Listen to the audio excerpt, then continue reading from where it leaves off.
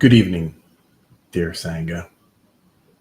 And I'm Vladimir. I am the founder of the Blue Lotus Meditation and Mindfulness Center here in wonderful central Minnesota, in Brainerd, Minnesota.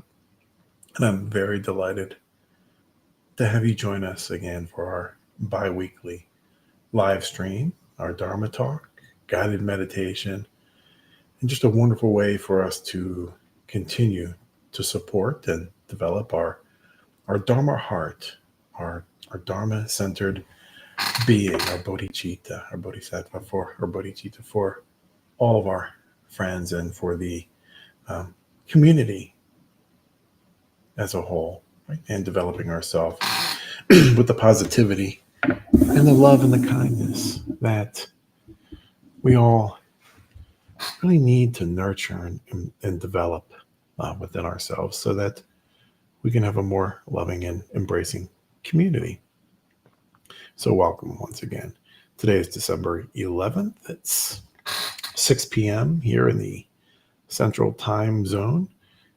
And excuse me, just to start off with some announcements, just remind you that our Dharma Institute is open, right? There are many wonderful classes that you are able to register and to learn about the Dharma and learn about yourself, developing resiliency, right? Facing East is one.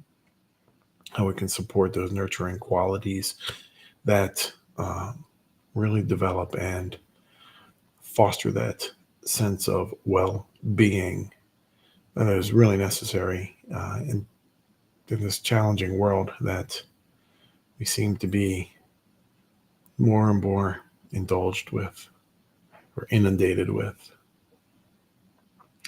Also, as part of that Dharma Institute, if you have a journal article or some form of submission that you would like for us to post on our website, you're absolutely welcome to do that as well.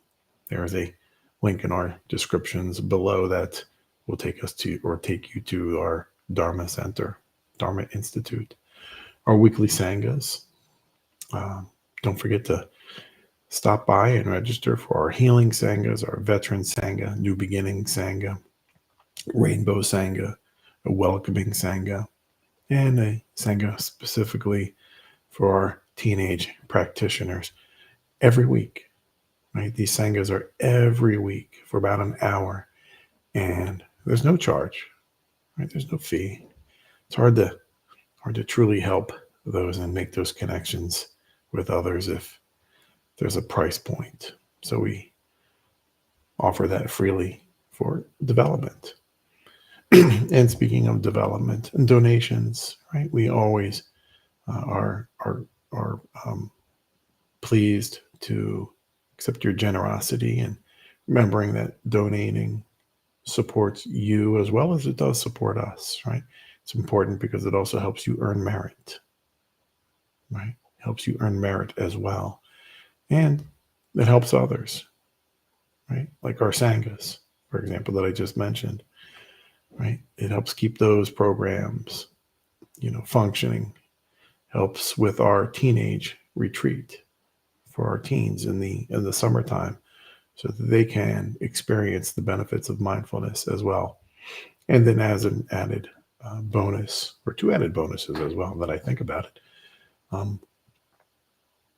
we're U.S. tax deductible, and we tally them up, right? So you are eligible to take free classes. There are different donor levels as well, and different donor level amounts allow you to take, any number of classes free of charge as well. And so we can begin our wonderful Dharma talk, but as the formality goes, let's begin with the three jewels. I take refuge in the Buddha. I take refuge in the Dharma. And I take refuge in the Sangha.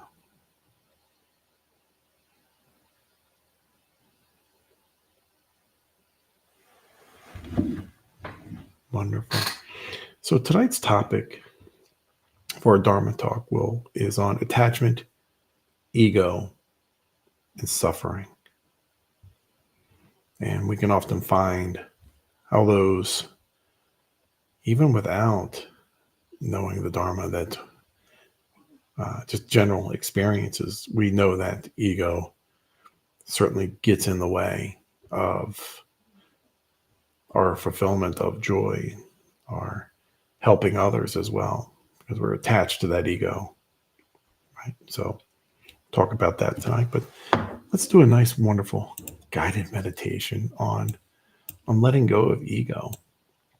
It's important to understand how we can incorporate the meditation aspect into letting go of ego. So let's begin by taking a moment to settle our bodies into a comfortable position.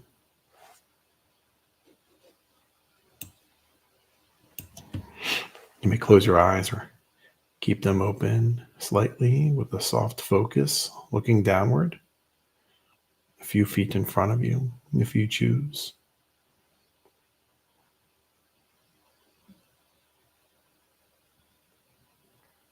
Breathe in. Pause. And breathe out.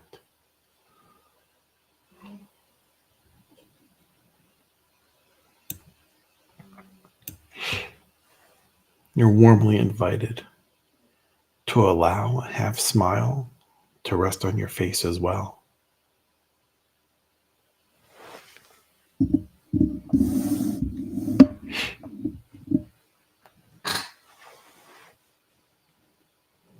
Allow your spine to lift and your shoulders to soften.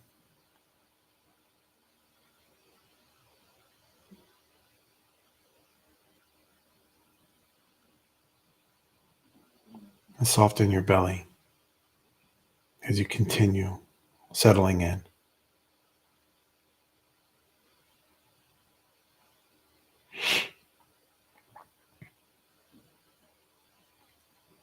Breathe in.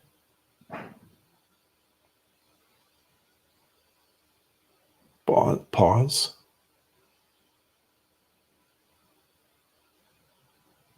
And breathe out.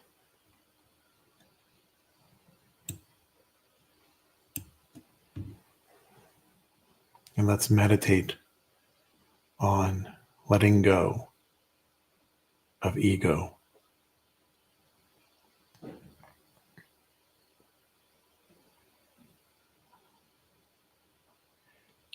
Bring to your mind, if you will, a small, tiny seed.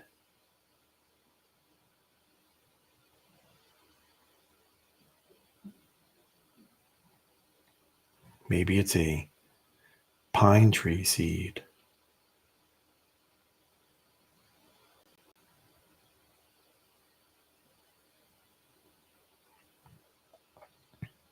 Maybe it's an oak tree seed.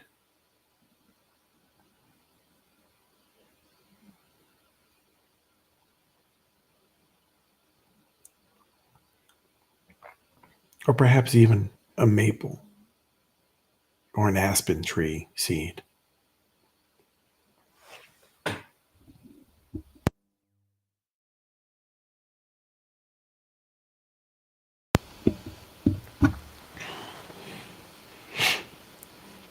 Thoroughly examine the texture and thickness in your mind and observe the color as well.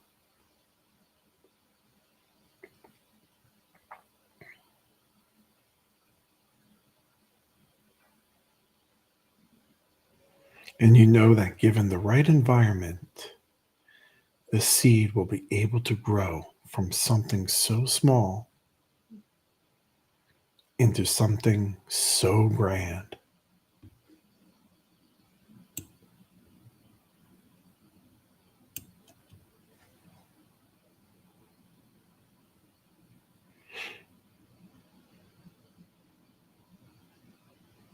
And as this seed matures into a sprout,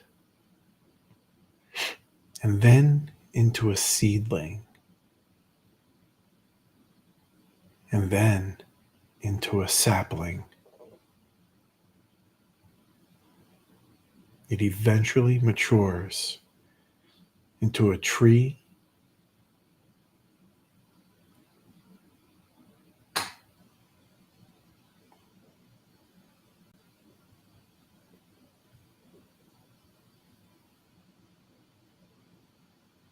and to mature into this tree, it needs to let go of the thin, fragile, protective layer of the shell.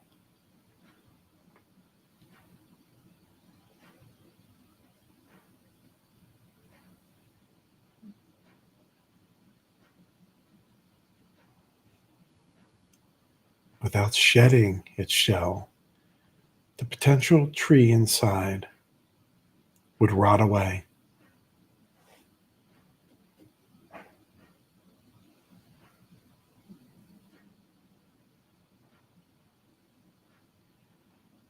And for the next few moments, envision the seed in your mind being planted into the nurturing soil with love. And as you examine and time goes by, advancing through each of those stages of development.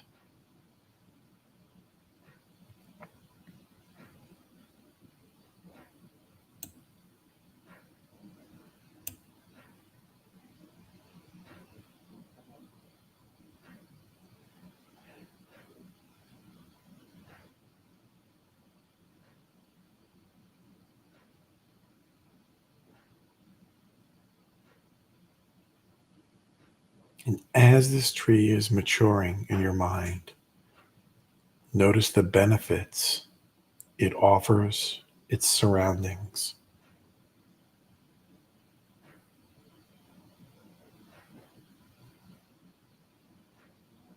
Shade for those hot summer days.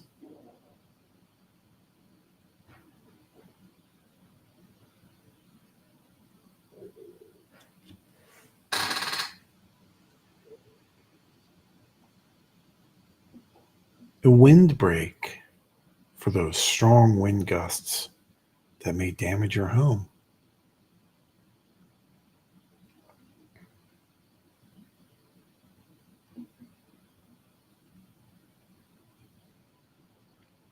Beauty for those that take the time to notice it.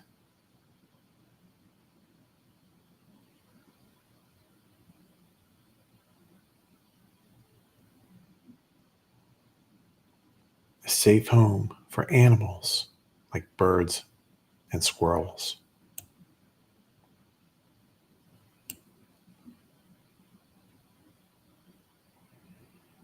There are many more benefits from shedding the shell and rotting inside.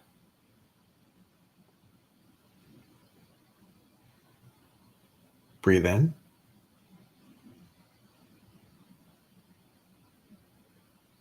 Pause.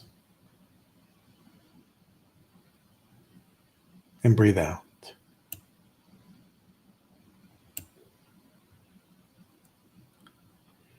Ego is like the thin shell of that seed.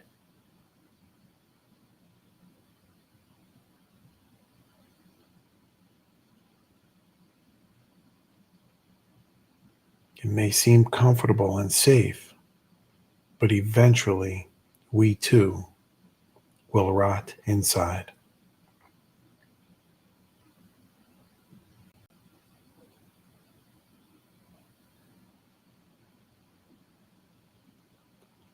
Ego is a false sense of security.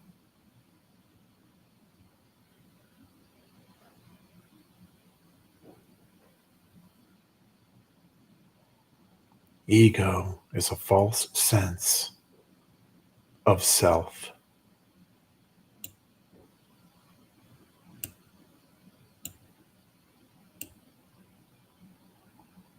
ego is a false sense of strength.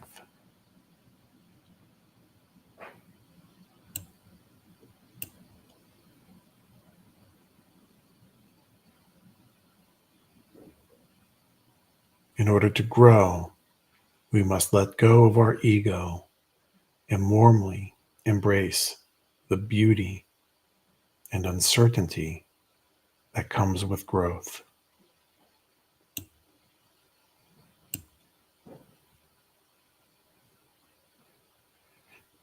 Go ahead and begin to open your eyes slowly and to reorientate yourself to your surroundings before you stand or move about.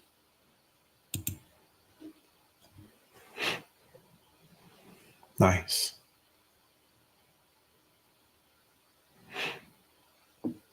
So, in thinking of attachment, right, Buddha clearly describes and states what attachment is in the second noble truth, right? That attachment is clinging.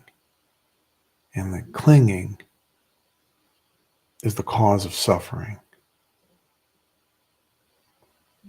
And part of that attachment, that clinging, that desire to hold on, is ego. Because we are fearful of letting go of something or of some existing or perhaps even non-existing condition due to ego. We're afraid of the unknown sometimes. Because we hold on to that fear, that desire for comfort is held on to. And that causes more suffering. Sometimes it's hard to let go of those situations that even may be bad for us, maybe verbally or physically or emotionally. We hold on to them because it's comfortable, it's predictable. And so sometimes we don't allow ourselves that opportunity for growth because of the fear.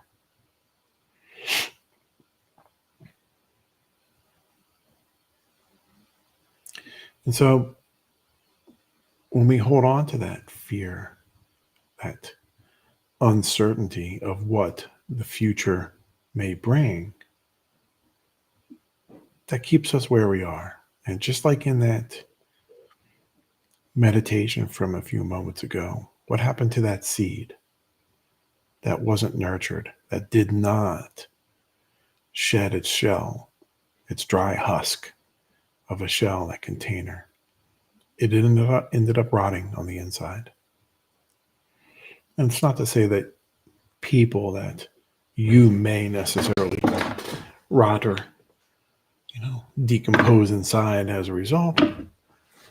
Not in that sense, but you won't be able to experience the joy that life truly offers, that we are capable of enjoying.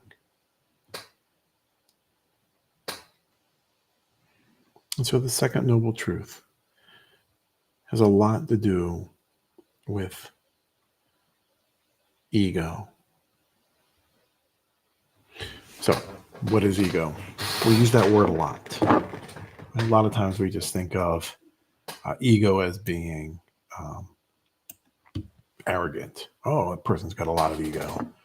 Or maybe they're just a bold person, and not in a negative way necessarily, but maybe they're just loud, right? Very jovial and has this very loud presence, and maybe not even in a rude way. You can say that person, no, they've got a lot of ego to them. But Western psychology states that ego, right, begins to develop as soon as we are born. Right? Everything we are and everything we identify with forms our ego. So think about nationality. I'm from one country, you're from another. I'm better than you, you're below us. Right? Our name, right? A name just in itself, gives a connotation of ego, right? That sense of identity to some degree. Memberships of different groups, right? Cub Scouts, Boy Scouts, Girl Scouts.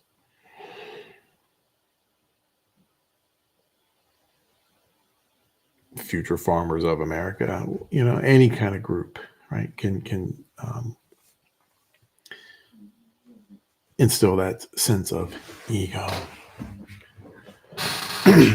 Beliefs, religious beliefs, certainly can have a defining presence for our ego as well. And so all of these form an identity. And we accumulate all this information through our memory as days go on, right? Starting from birth, even, we are inundated with, these certain ideas and concepts and notions about who we are, where we're from, and whatnot. And this turns into our self, our reality. So our reality has a lot to do with how we view self. So think about that. Take a moment to think about that. How you view something. How is that related to you? How does it confirm your idea about something? Does it reject it or whatnot? However, in Buddhism, though, ego is different. Buddhism tells us that this definition, the Western definition of ego, isn't quite so. So according to Buddhism, our understanding, our definition, the ego is the erroneous conception of self as an entity that exists by itself. It's the idea that the inherent nature of the ego, right? That there's this inherent, it's a part of us. But if we think about that, your ego could be different than mine. Your sense of self is different than mine. So is that inherent? Or is that conformed? So it can't be a sense of reality to some degree. And that this view of the self is held by a mind that hasn't understood the concept of emptiness. And when we think of emptiness, we think of this void. We usually think of the word emptiness in a negative way. But in Buddhism, it's different. Right? It's allowing that openness without those preconceived notions or ideas or concepts. And so what is emptiness, though? It in essence, it's just the lack of that inherent existence of all things. It's important in the inherent existence of all things. And as a Zen master, Linji told his disciples very eloquently, and I think it's a really nice quote of how he describes it. And I'm going to have to read this to make sure that I relate it correctly. So Master Linji told his disciples, "My friends, make no mistakes. All phenomena, whether worldly or supra-mundane, right, have no nature of their own. They are all unborn and therefore are mere designations, empty names." And here the expression mere designation is in itself empty, right? We're given it a quality, right? So why do you see the truth in the name? Because if you do, you are mistaken. So when we name something, we remove its true identity. We have given it a quality that is our own perception of something. We can say something is good, right? Apple is good. I like apples, right? But we take a lot away from that apple, right? All of the complexities that went into make that apple, thinking about the seed from our guided meditation a few moments ago. That apple wasn't there when it was just a seed, just like that apple contained seeds. There are apples within those seeds in the future. So when we name something, we kind of remove the truth, the essence. We have removed the emptiness about it. Something to think about. So how attachment in the second noble truth, how does that increase suffering? So holding on to the idea or that concept or notion of self, the attachment to the self, the quality, I am good, right? Holding on to that, right? You may think that you're good. Someone else may not. So when they have given you a name, whatever your name is, Vladimir for me, someone may think of me, I may think of myself as good. Someone may not. Someone else may not. Or I am bad, right? So the opposite. I may think of myself as bad. You may think otherwise. So those senses of perception and reality, those attachments, right? Holding on to that attachment, that craving, that desire of this is me. This is who I am. Or even holding on to an idea or concept or notion about someone else. They are good. They are bad. So whenever you conjure up that image or that notion or idea about someone else, is that truly them? That's an attachment. That is going to dictate probably how you interact with them. People are very complex. And because they may be maybe unkind one day, doesn't mean their heart is unkind every day. And just because someone is kind one day, doesn't mean their heart is unkind every day.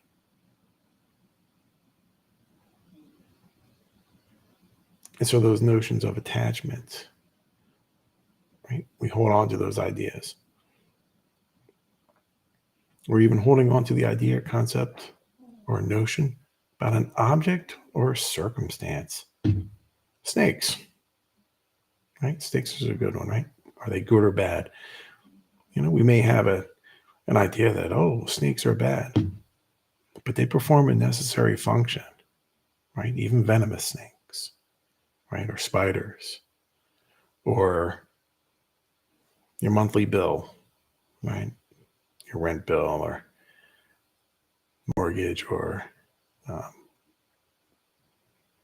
even a political circumstance, right? We may view that as good or bad or whatnot because we have an attachment or a notion to the way something should be.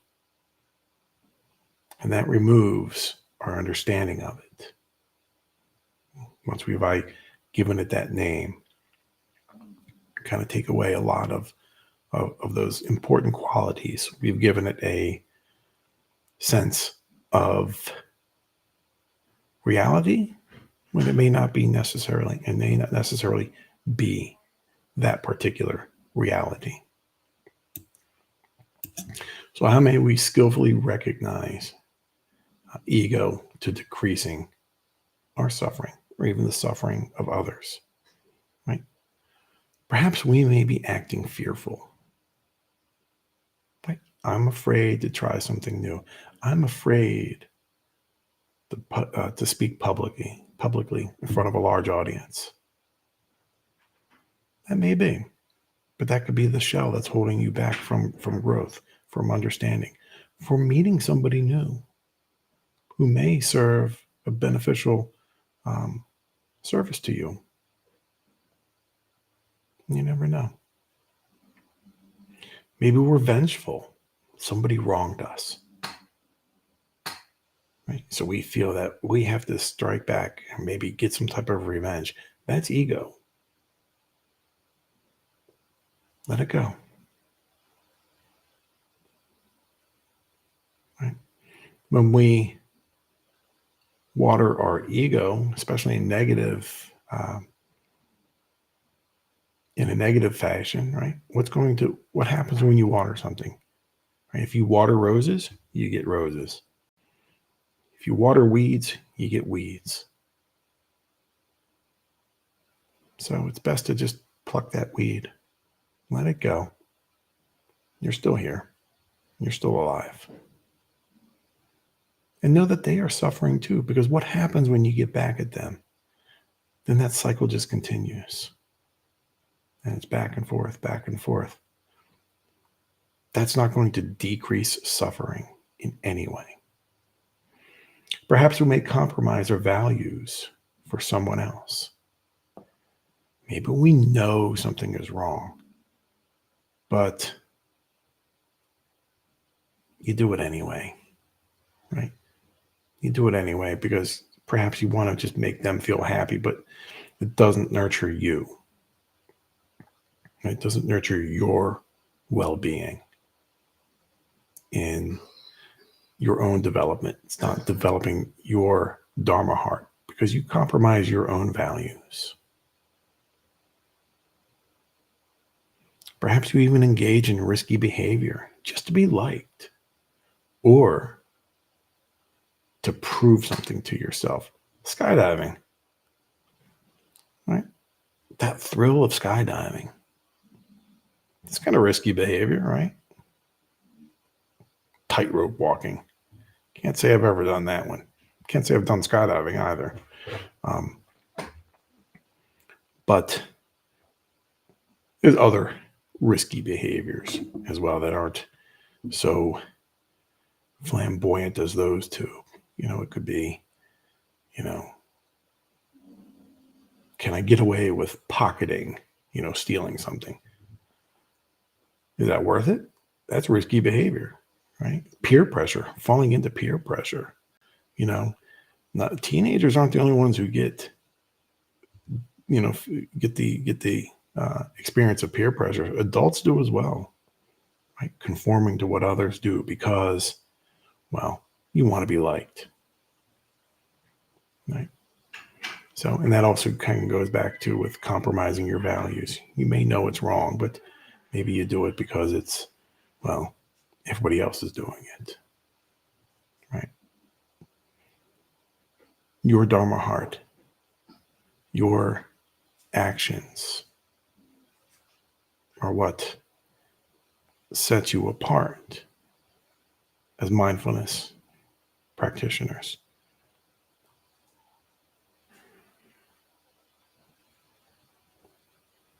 So something to think about for our talk this week, and how, our ego does help promote and perpetuate, suffering by not willing or not wanting to sometimes just understand someone else. We have our own preconceived notions or ideas about someone else or another group or another situation because we don't have that emptiness within us. We have filled our cup sometimes with false illusions of a situation because we don't truly understand it. So take a step back. Let go of those notions. Let go of those ideas so you can be open. That's what the emptiness is. Something to think about. Please let us know if you like these comments, or please let us know, what your thoughts are in the comments. I'd be very interested in hearing and reading what your ideas are.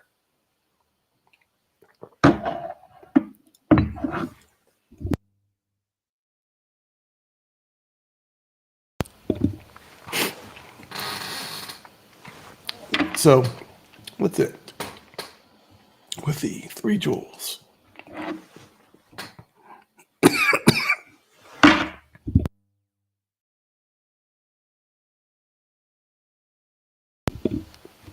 Take my